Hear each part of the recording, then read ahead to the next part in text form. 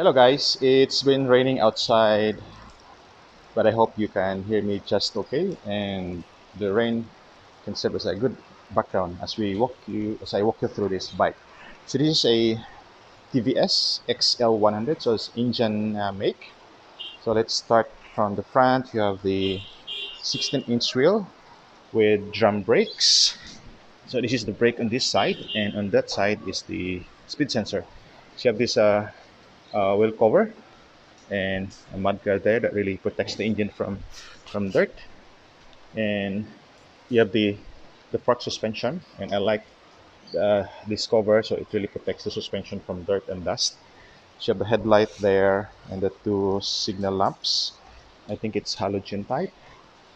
And here, continue with the steering. On the left, you have the lever for the left wheel brake, and on the right, you have for the front wheel. So those are two brakes. And this is the switch for the headlamp.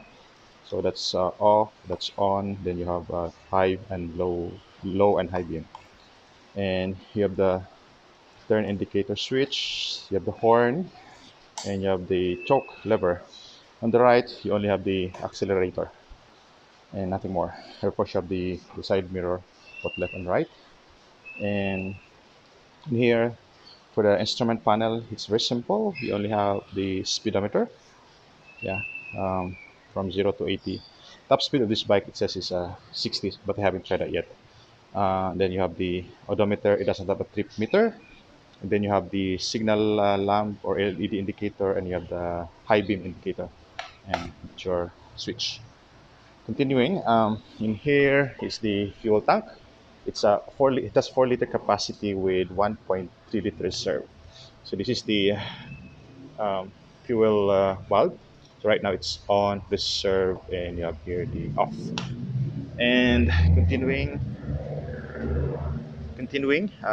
through the engine. So the engine requires 900 cc of engine oil. That includes, of course, the transmission. You have the foot pegs for the driver and another foot peg for the pillion rider. It has a side stand, center stand as well, and um, it's actually chain driven. And the rear wheel, as I mentioned, is also 16-inch, and the suspension is adjustable. So I think it has 5 points to adjust. Right now it's set at the softest, so you can rotate this here. It's a bit hard to do it right now. And this is the seat. So this is for the driver and the pillion rider or the passenger. This is actually removable, and you have the key here. You need a key to remove that. We can do that later. Um, yeah. So the tire is pretty much covered from splashes. It covers the tire uh, for splashes, water and dust and stuff like that. So continuing with the engine. So it's air cooled there. And what's cool thing about this bike is the cooling system. So right there, I don't know if you can see, there's a fan inside that sucks in air from the outside and pushes it through this duct into the engine. So even if it's standing still, it's continually cooling the engine. So it doesn't have any battery. So when you start it, you need to use the kickstart.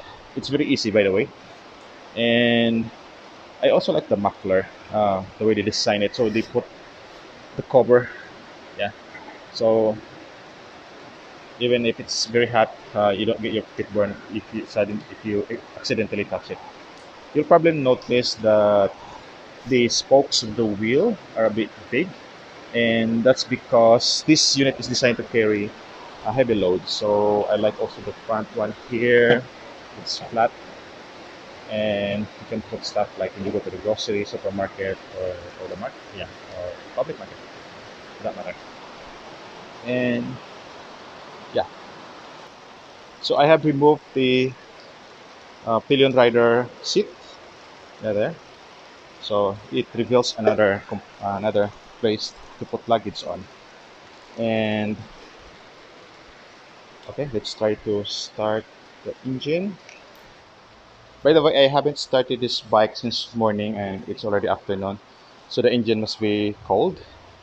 But it should be easy. So you start the engine, make sure you uh, don't put gas on it, but instead you press the brake lever there and you kick. More. Sorry for that. So yeah, that's the sound of it.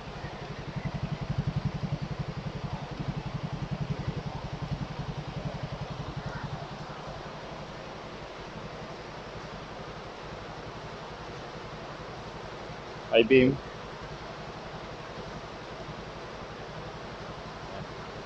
and horn. This bike also has a compartment here for the tools and some for papers. So let me turn this off and show you what's inside.